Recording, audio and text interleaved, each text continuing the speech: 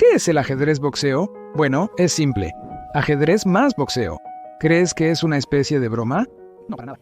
Son 11 asaltos reales. Los impares son rondas de ajedrez de 4 minutos, que se alternan con rondas de boxeo de 2 minutos. Puedes ganar por nocaut, por jaque mate o por puntos en los combates de boxeo. El primer campeonato mundial se celebró en peso medio en Ámsterdam en 2003 y en 2008. Por ejemplo, el título de campeón fue para el ruso Nikolai Sashin. Y estas son las ajedrez cuádruples con fortalezas. Esta variante del juego para 4 jugadores se popularizó en Rusia en el siglo pasado. Su atractivo contribuyó a su difusión en muchos países de Europa, Asia y América. En Londres, por ejemplo, en 1885 existía un club de ajedrez que reunía únicamente a aficionados de ajedrez para 4 personas. Entre los aficionados al ajedrez para 4 personas, se menciona también al famoso campeón mundial de ajedrez cubano, José Raúl Capablanca. Existen 2 variantes del juego de ajedrez con fortalezas, la rusa y la de Europa Occidental.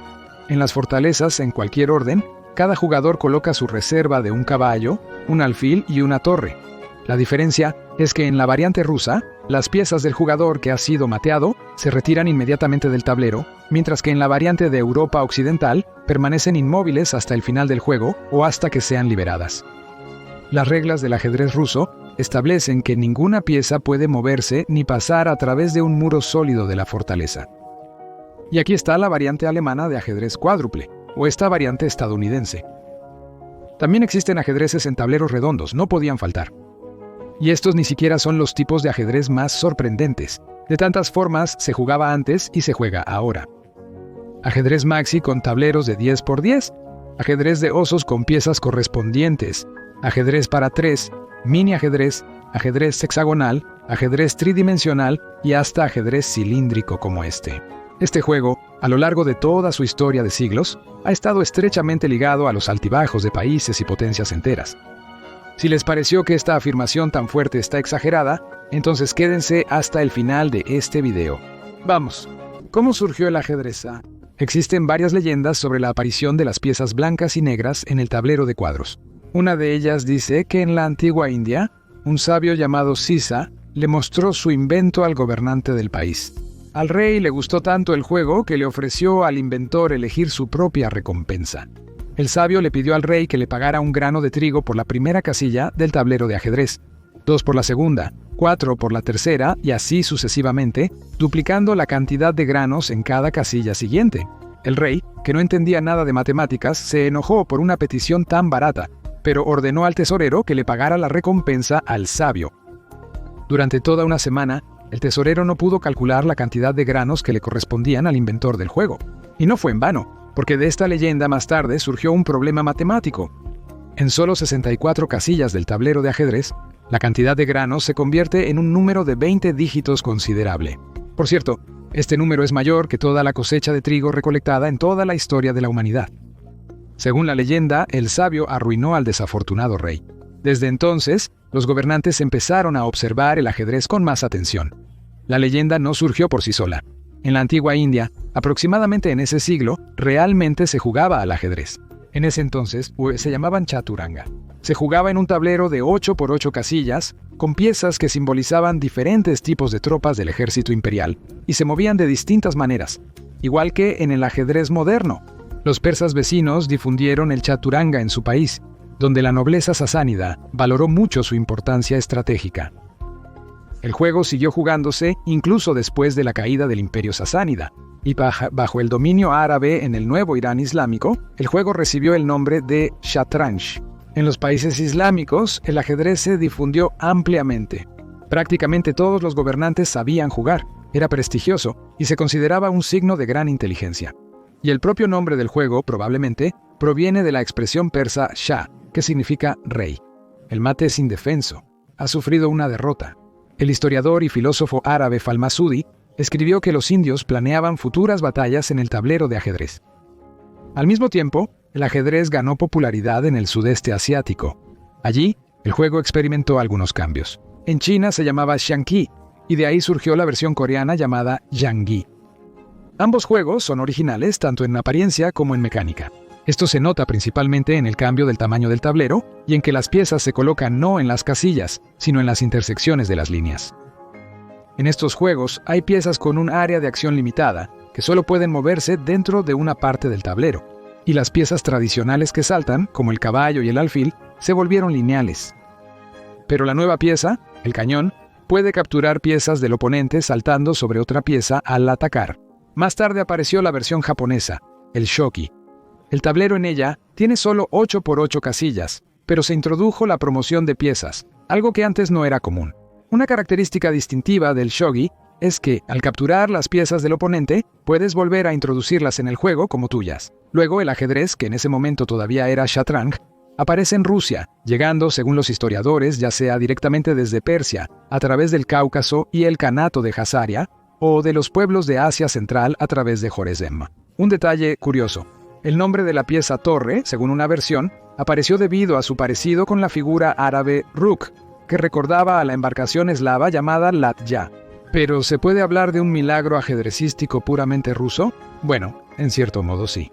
Y el nombre de este milagro es Tabreli, los llamados ajedrez ruso, que tiene raíces profundas. Fragmentos de juegos de ajedrez y damas se han encontrado repetidamente en los túmulos escitas de la región de Azov, en las tumbas etruscas y en los entierros venecianos y varegos a lo largo de la costa sur del mar Báltico. En numerosas excavaciones en las tierras de Novgorod, así como en Chernigov, se han encontrado muchos hermosos objetos para jugar Tabreli, datados por los historiadores en los siglos 9 a 10. También se menciona este juego en las bailinas sobre Vladimir, el Sol Rojo, y Sadko. La esencia es que las piezas no se capturan, sino que se toman prisioneras, se construyen torres y esa torre se mueve por la parte superior del tablero de Tabreli. Esto es lo que escribió sobre este juego el múltiple campeón mundial y vicepresidente de la Federación de Ajedrez Ruso, Anatoly Karpov. El ajedrez ruso solo superficialmente se parece al ajedrez tradicional, ya que la posibilidad de crear una fuerza de ataque formando torres cambia radicalmente la esencia de la estrategia y la táctica del juego. Hasta donde puedo juzgar, Tabreli es mucho más complejo que el ajedrez indio en cuanto a la variedad de técnicas. Este juego es muy dinámico, porque los guerreros, los peones, adquieren una fuerza devastadora cuando piezas más poderosas se colocan sobre ellos. Prácticamente en una sola jugada, un humilde guerrero puede elevarse hasta convertirse en el todopoderoso príncipe dama. Por supuesto, el actual Tabreli no puede considerarse una reconstrucción absolutamente fiel del antiguo juego, como señalan los divulgadores del juego. Esto es simplemente, en esencia, una de las variantes de los juegos de ajedrez y damas de columna, una variante muy bien pensada. Pero incluso el propio ajedrez ha cambiado constantemente y a veces de manera muy significativa con el paso del tiempo. Tabreli combina elementos de las reglas de las damas de columna. Los juegos de Tamerlán-Cheturangi te obligan a pensar en un espacio tridimensional, considerando las torres, siendo en esencia una de las variantes más interesantes del ajedrez tridimensional. A finales del siglo VIII y principios del IX, el ajedrez finalmente obtiene reconocimiento en Europa. Esto sucede en el contexto de la conquista árabe de España. El ajedrez, al igual que otras características del mundo árabe, penetra en la cultura española. Luego, desde España, el juego llega a Portugal, Italia y Francia, y muy rápidamente gana popularidad. Los jugadores europeos hicieron una serie de transformaciones, convirtiendo completamente el Shatrang árabe en el ajedrez moderno ya para el siglo XV, pero en Italia, por ejemplo, hasta el siglo XIX, un peón que llegaba a la última fila solo podía convertirse en piezas que ya habían sido capturadas. Por supuesto, el ajedrez obtuvo su propio lugar en la historia del arte. El segundo libro impreso en inglés, después de los relatos sobre la guerra de Troya, fue una obra sobre ajedrez. En el año 1160 se escribió el primer poema sobre ajedrez. En 1283 salió el primer libro de ajedrez en Europa, el Tratado de Alfonso el Sabio.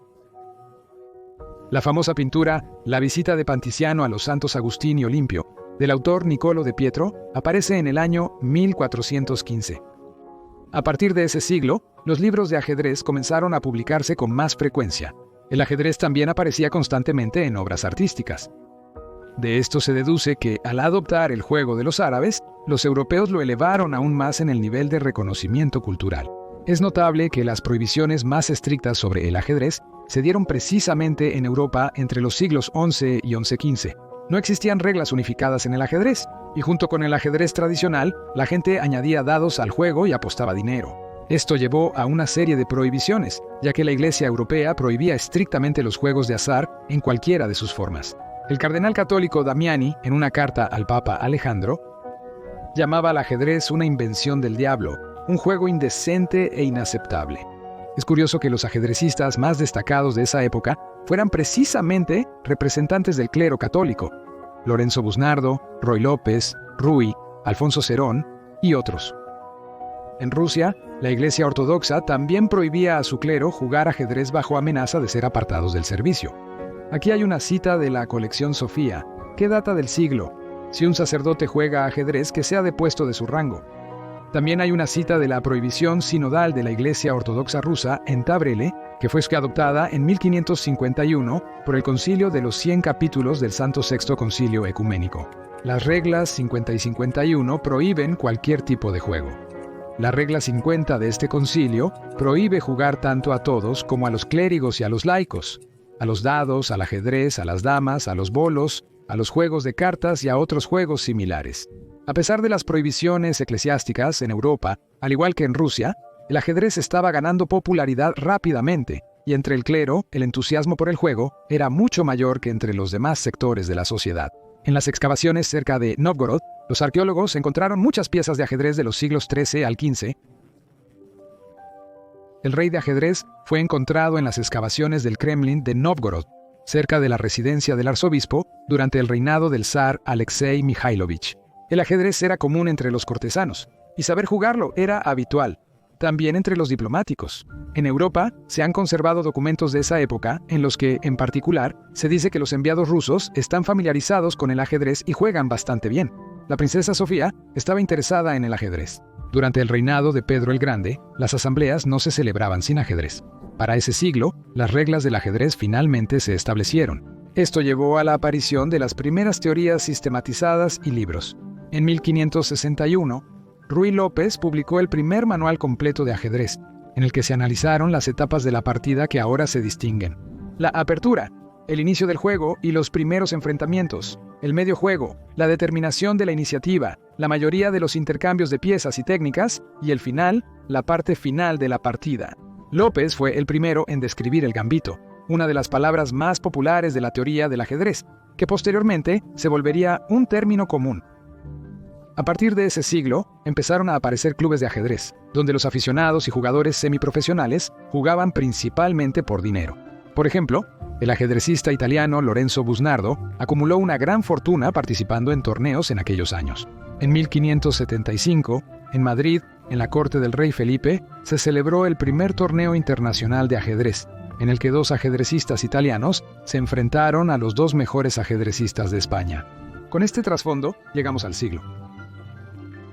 Fue entonces cuando comenzaron a celebrarse grandes partidos y torneos internacionales, pero todavía no existía el título de campeón mundial. En 1851, en una competencia internacional en Londres, ganó el alemán Adolf Anderssen, a quien llamaban el rey no oficial del ajedrez, como el ajedrecista más fuerte de esa época. Más tarde, el estadounidense Paul Morphy le arrebató el título de rey, pero después Anderssen tomó la revancha, y en 1886, al austriaco Wilhelm Steinitz se le otorgó el primer título de campeón mundial de ajedrez. En el siguiente enfrentamiento, que en el acuerdo tenía la frase «partida por el campeonato mundial». En la segunda mitad del siglo, en las partidas se empezaron a usar relojes para controlar el tiempo de las jugadas. Al principio, eran relojes de arena, pero resultaban incómodos. Y pronto, el aficionado al ajedrez Thomas Wilson inventó un reloj de ajedrez especial, con el que era conveniente controlar el tiempo de cada jugador. Gracias a este invento, surgieron partidas rápidas de ajedrez con 30 minutos asignados a cada jugador y la modalidad Blitz de 5 a 10 minutos. Los torneos de ajedrez cada año ganaban más popularidad y se volvían más grandes y costosos.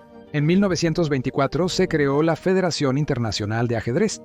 ¿Federación Internacional de Ajedrez? Antes y durante la Segunda Guerra Mundial, las relaciones entre la Unión de Repúblicas Socialistas Soviéticas y Estados Unidos en cuanto al intercambio de conocimientos de ajedrez eran amistosas.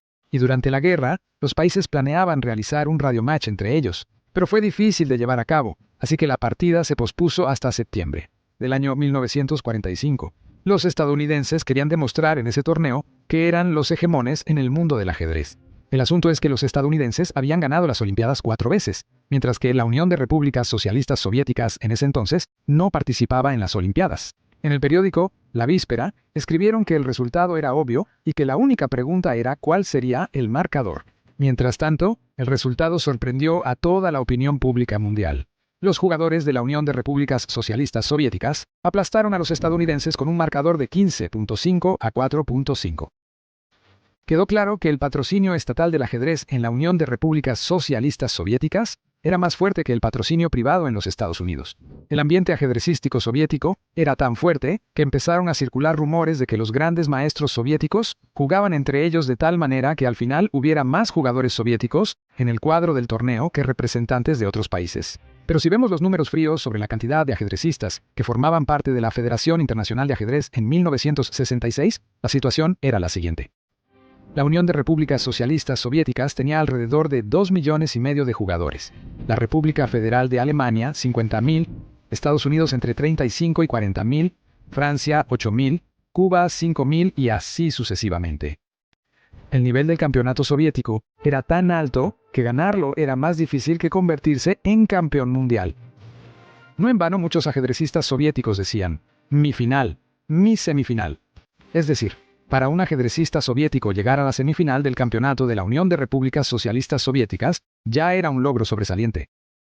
Era la época en que Khrushchev golpeaba la mesa de la Organización de las Naciones Unidas con su zapato cuando se sentía intensamente la confrontación entre Moscú y Washington. Era la época de la Guerra Fría. Comenzó el primer campeonato mundial oficial de ajedrez. Se llevó a cabo en La Haya y Moscú del 2 de marzo al 18 de mayo de 1948. El ganador fue el gran maestro soviético Mikhail Botvinnik. Un joven ajedrecista estadounidense llamado Bobby, en 1947, dijo que la Unión Soviética no la gobernaba Stalin, sino Botvinnik. Y si él va a Moscú y gana, entonces habrá paz en todo el mundo, y la confrontación entre las dos potencias terminará. Bobby Fischer fue un jugador emblemático. Se convirtió en el 11º campeón mundial. Muchos lo reconocen como el jugador más fuerte del siglo XX. También fue un símbolo de la Guerra Fría, ya que representaba a alguien proveniente del mundo libre estadounidense que se convirtió en campeón. Sin embargo, Fischer estudiaba usando los apuntes de Botvinnik. Por cierto, su partida, Bobby, Fischer y Botvinnik, la jugaron solo en la Olimpiada de Ajedrez de 1962. La sala de juego no pudo albergar a todos los que querían ver, así que la partida se mostró en la calle. Botvinnik, el primer día de la partida, se encontró en una posición perdedora y toda la noche Mikhail y su equipo de grandes maestros soviéticos estuvieron quebrándose la cabeza para salir de la partida crítica y encontraron una forma de empatar. El propio Botvinnik, más tarde, escribió sobre el final de esa partida así: pálido como una sábana. Fischer me estrechó la mano y con lágrimas en los ojos salió de la sala. John Kennedy, el 35º presidente de Estados Unidos, escribió en un artículo que nosotros, los estadounidenses, nos hemos relajado, estamos demasiado inmersos en la cultura material y necesitamos, incluso en el ajedrez, competir con los soviéticos. Un evento emblemático fue, como lo llamaron, el partido del siglo. Todo el mundo tenía curiosidad por saber si los ajedrecistas de la Unión de Repúblicas Socialistas Soviéticas podrían enfrentarse al equipo de campeones de los demás países. En total, hubo 3 partidos de este tipo. Es significativo que en 1970 y en 1984 el equipo de la Unión de Repúblicas Socialistas Soviéticas obtuvo la victoria, pero en el tercer partido, en 2002, ya después de la disolución de la Unión de Repúblicas Socialistas Soviéticas, donde los jugadores fuertes de los países del bloque socialista estaban en otro equipo, se perdió. Leopoldo Heimson, historiador estadounidense y especialista en la historia de la Unión de Repúblicas Socialistas Soviéticas, al estudiar la psicología de los grandes maestros soviéticos, creía que si entendíamos cómo pensaban los soviéticos en el ajedrez, podríamos entender cómo tomaban decisiones estratégicas, y de esa manera podríamos adelantarnos a ellos en la competencia. Y de hecho, los militares soviéticos jugaban ajedrez con mucho gusto. El mariscal Malinovsky decía que el ajedrez era una herramienta muy importante para el desarrollo del pensamiento de los militares soviéticos. Este juego enseña a tener iniciativa y a reconocer las propias deficiencias. De esta manera, los estadounidenses, estudiando también a través del ajedrez la psicología de los soviéticos, se preparaban, en caso de ser necesario, para convertir la etapa fría de la guerra en una caliente. La confrontación, por supuesto, se llevaba a cabo en todos los deportes. En 1972, Bobby Fischer, le gana a Boris Spassky en ajedrez, y la selección de baloncesto de la Unión de Repúblicas Socialistas Soviéticas le gana a Estados Unidos en la final de los Juegos Olímpicos. La confrontación continuó también en los programas de ajedrez por computadora. Mikhail Botvinnik, en 1958, durante una conferencia sobre las perspectivas de las computadoras, decía que tal vez pronto habría que jugar 2 campeonatos mundiales, uno entre personas y otro entre computadoras. Botvinnik creía que la computadora pronto podría vencer fácilmente a una persona. Por ejemplo, el ex campeón mundial Max Eiva creía que la computadora nunca podría jugar mejor que una persona, ya que no tiene potencial creativo ni intuición. Los programas de computadora de los años 60 apenas podían ganarle a una persona en dominó, y mucho menos en ajedrez. Sin embargo, por primera vez en una competencia entre programas de ajedrez soviéticos y estadounidenses, el soviético gana con un marcador de 3-1. Pero el progreso tecnológico sigue avanzando, y en 1971, el programa soviético KAISA gana en el primer campeonato mundial entre programas de computadora en Estocolmo. Sin embargo, al final de la Guerra Fría, cuando Estados Unidos da pasos enormes en el campo del ajedrez por computadora, la Unión de Repúblicas Socialistas Soviéticas ya no tiene una computadora competitiva, y en este ámbito la carrera terminó. Por supuesto, no se puede dejar de mencionar a Garry Kasparov. Él desarrolló su talento ajedrecístico en la escuela de Botvinnik y se convirtió en el campeón más joven en 1985. Durante su carrera, Garry logró convertirse en gran maestro internacional, maestro emérito del deporte, campeón de la Unión de Repúblicas Socialistas Soviéticas, 8 veces ganador de las Olimpiadas Mundiales de Ajedrez, 4 veces como parte de la Unión de Repúblicas Socialistas Soviéticas y otras 4 como parte de Rusia. Kasparov jugó un partido contra Karpov que se convirtió en un récord, y hasta ahora nadie ha podido igualar esas cifras. Jugaron durante casi 6 meses, 48 partidas, y aún así no lograron determinar un ganador. Muchos consideran que Kasparov es el mejor jugador, no Fischer, y hay razones para ello. Hoy en día, el campeón mundial de ajedrez es Magnus Carlsen. El noruego se convirtió en gran maestro a los 13 años y ha logrado mucho. Se convirtió en campeón mundial en 2013 y en 2016 defendió su título. Actualmente, los mejores ajedrecistas del mundo son evaluados en un ranking mensual, formado por la Federación Internacional de Ajedrez según el sistema ELO. En el ajedrez, el rating ELO se calcula según los resultados de las partidas entre los ajedrecistas. El sistema de ratings ELO divide a los ajedrecistas en 9 clases. La clase más alta comienza con un rating de 2600, mientras que la clase más baja corresponde a un rating de 1200 o menos. Si un ajedrecista obtiene más de 2700 puntos en las partidas, se convierte en candidato para el partido por el título de campeón mundial de ajedrez. Hasta el día de hoy, el ranking de la Federación Internacional de Ajedrez es el siguiente. En toda la historia del ajedrez, solo 21 jugadores han logrado el título de campeón mundial. 11 de ellos representaron a Rusia y la Unión Soviética. ¿Qué futuro le espera al ajedrez? No se sabe. Es claro que la época dorada del ajedrez se fue, junto con los legendarios enfrentamientos entre la escuela soviética de ajedrez y el resto del mundo. Pero recientemente, por ejemplo, causó sensación la serie Gambito de Dama, que cuenta la historia de una joven estadounidense que pasó de ser una niña huérfana jugando ajedrez con el conserje en un orfanato a convertirse en campeona mundial. Ahí, por cierto, se muestra bien el tema de los ajedrecistas soviéticos como profesionales en su campo. Y casi sin estereotipos exagerados, la historia, por supuesto, es ficticia. Pero las calificaciones del ajedrez en línea aumentaron drásticamente después de la serie y cada vez más jóvenes se interesaron en el juego.